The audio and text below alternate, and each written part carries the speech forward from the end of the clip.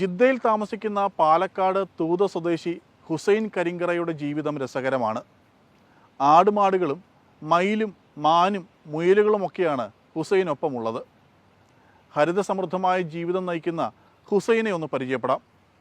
ഞങ്ങളുടെ പ്രതിനിധി സുൽഫിക്കർ ഒതായി തയ്യാറാക്കിയ റിപ്പോർട്ട്.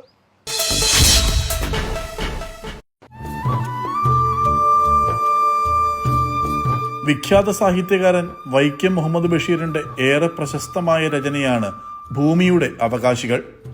മനുഷ്യർക്ക് മാത്രമല്ല, എല്ലാ ജീവജാലങ്ങൾക്കും സസ്യലതാദികൾക്കും ഈ ഭൂമിയിൽ ജീവിക്കാനുള്ള അവകാശമുണ്ടെന്ന സന്ദേശമാണ് ആ പുസ്തകത്തിലൂടെ കഥാകാരൻ പറഞ്ഞുവെക്കുന്നത്.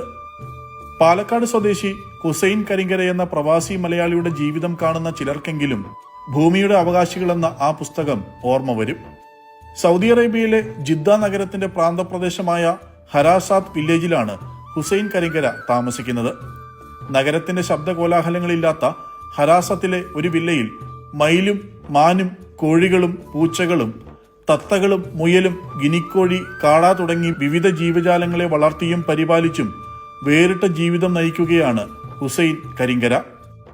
നാട്ടിലുള്ള സമയത്തും ഇത്തരം ജീവജാലങ്ങളോടൊക്കെ വലിയ താല്പര്യം ഉണ്ടായിരുന്നു. വീട്ടിലെല്ലാവർക്കും, മക്കളാണെങ്കിലും കുടുംബങ്ങളാണെങ്കിലും ജ്യേഷ്ഠന്മാരാണെങ്കിലും ഒക്കെ ഇത്തരം ജീവജാലങ്ങളോടൊക്കെ വലിയ താല്പര്യമുള്ളവരാണ്.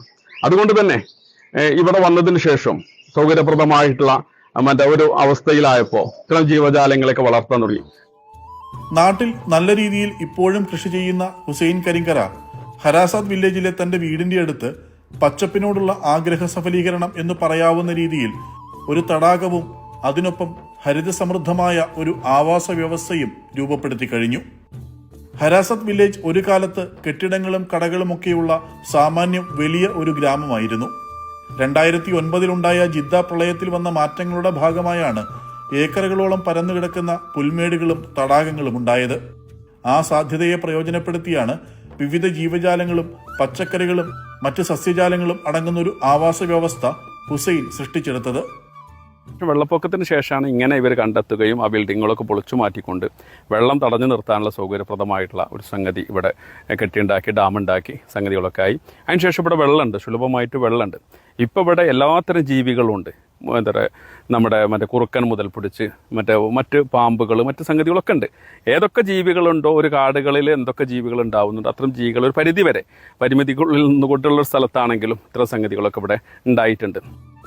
നിയന്ത്രണങ്ങൾ ഏതുമില്ലാതെ ഹുസൈൻ വളർത്തുന്ന മുയലുകൾ ഉൾപ്പെടെയുള്ള ചില ജീവിവർഗങ്ങൾ പിന്നീടൊന്ന് കാണാൻ പോലും ഇട നൽകാത്ത വിധം അവയുടെ സ്വാഭാവിക ആവാസ രീതികളിലേക്ക് മാറിയ കഥകളും പറയാനുണ്ട് അദ്ദേഹത്തിന്. അതിലൊരു കഥ ഇങ്ങനെയാണ്. ഒരു ദിവസം ഹുസൈന്റെ വില്ലയിലെ ടാങ്കിൽ വെള്ളം നിറയ്ക്കാനായി പാകിസ്ഥാനി സ്വദേശികൾ ലോറിയുമായി എത്തി. വെള്ളം നിറച്ച ശേഷം തിരിച്ചുപോയ ജീവനക്കാർ വില്ലയുടെ വാതിലടയ്ക്കാൻ മറന്നുപോയിരുന്നു.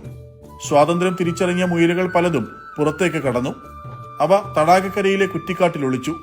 മണലിൽ കുഴികളെടുത്ത് സ്വന്തം കുടുംബം തന്നെ സൃഷ്ടിച്ചു. വളർത്തുമുയലുകളുടെ സന്തതി പരമ്പരകൾ കാട്ടുമുയലുകളായി മാറി. ഇപ്പോൾ ഹരാസത്ത് മരുഭൂമിയിൽ നിറയെ മുയലുകളുണ്ട്.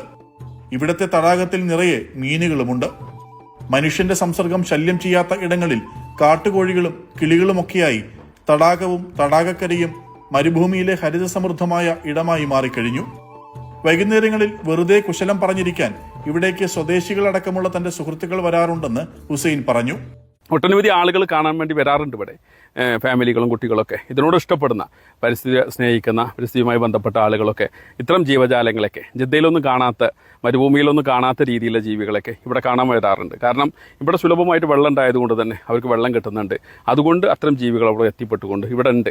എന്നപോലെ തന്നെ ദേശാടന പക്ഷികൾ വൈകുന്നേരങ്ങളിലൊക്കെ രാത്രി ആവുന്നതിന് മുമ്പൊക്കെ ആയിട്ട് ഇവിടെ പറന്നു വന്നിറങ്ങുകയും വ്യത്യസ്ത ഇനം ഈ താറാവുകളിൽ ഇനത്തിൽപ്പെടുന്ന സംഗതികളൊക്കെ ഇവിടെ വന്ന് വരാറുണ്ട്, കാണാറുണ്ട്. ഞങ്ങൾക്കത് കാഴ്ചക്ക് വേണ്ടിയിട്ട് ഇവിടെ എല്ലാ സമയത്തും വരാറുണ്ട്. എന്നതുപോലെ തന്നെ എൻ്റെ മുയലുകളുണ്ട് ഇവിടെ. ഈ മുയലുകളും വീട്ടിൽ നിന്ന് വന്ന് ഇവിടെ ഇഷ്ടം പോലെ മുയലുകൾ ഉണ്ടായിട്ടുണ്ട്.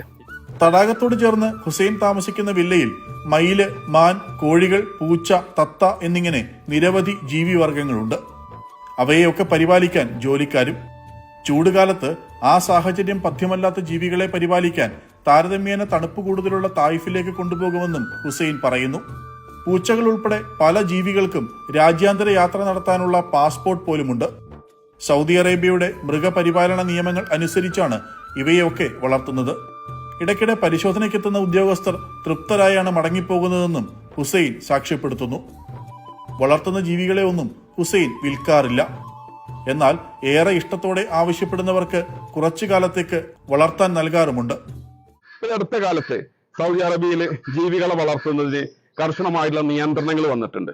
പല ജീവികളും, മുമ്പുണ്ടായിരുന്ന പല ജീവജാലങ്ങളും ഒഴിവാക്കേണ്ട ചുറ്റുപാടിലേക്ക് എത്തിയിട്ടുണ്ട്. കാരണം ഇവര് പല ജീവികളും ഷെഡ്യൂൾപ്പെടുത്തിക്കൊണ്ട് അത് വളർത്താൻ പറ്റാതെ അത്തരം നിയമാനുസൃതമായി വളർത്താൻ കഴിയുന്ന ജീവജാലങ്ങൾ മാത്രമേ ഇപ്പോൾ വളർത്തുന്നുള്ളൂ.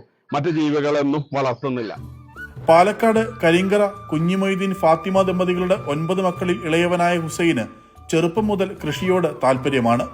പിതാവാണ് ഹുസൈനിൽ കൃഷിയോടുള്ള താല്പര്യം വളർത്തിയെടുത്തത്.